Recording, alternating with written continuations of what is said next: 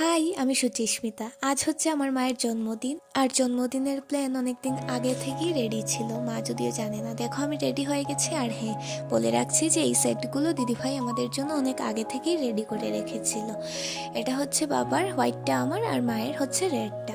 তো দেখো আমরা চলে এসেছি। আর আজ আমরা ভীষণ খুশি, কেননা বাবাও যাচ্ছে সাথে। দিদিভাইয়ের আজ একটা শ্যুট ছিল, তাই শ্যুট শেষ করে ও ডাইরেক্ট চলে গেছিলো ওখানে।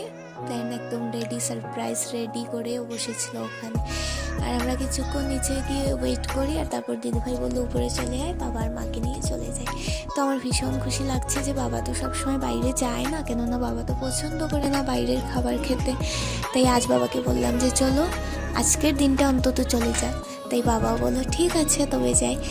আর আসার পর তো দিদিভাই সারপ্রাইজ নিয়ে একদম রেডি, আর মাও ভীষণ খুশি, দেখতেই পাচ্ছ। এদিকে বাবার মুখটা দেখো, এমনিতে বাবা অনেক মজা। কেকটা কিন্তু ভীষণ সুন্দর হয়েছে, আর এটাও দিদিভাই শুট থেকে আসার পথেই নিয়ে এসেছিল।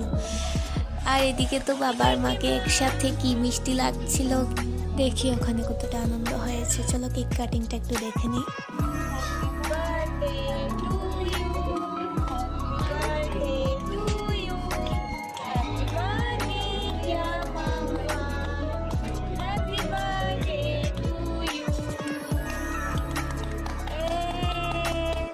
দেখো বাবা কতটা খুশি। আমার অনেক হাসি পাচ্ছে এটা ভেবে যে মানে আমাদের থেকে একটু বেশি খুশি যেন বাবাকে দেখে লাগছে। তো এটা ভারী মিষ্টি মুহূর্ত, আর এটা আমি আমার ব্লগে রেখে দিলাম। তো দিদিভাইও কিন্তু অনেকটা টায়ার্ড ছিল, আমিও প্রচণ্ড টায়ার্ড ছিলাম, কেননা আমারও আজ একটা ভিডিও শ্যুট ছিল, তবে এটা আমার বাড়িতেই ছিল। তারপর অনেকজন এসেছিল, তারপর পুরো বিকেল হয়ে গেছিল খেতে খেতে দুপুরের। তো তারপর এবার ভাবছিলাম যে এবার জানি না যাওয়া হবে কি না। তো ভাবতে পারিনি যে যেতে পারবো, তবে আমাকে দেখে একটুও লাগছে না যে টায়ার্ড।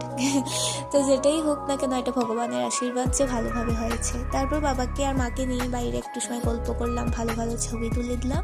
এরপর দিদিভাই বললো যে চলে আয়, খাবার এসে গেছে।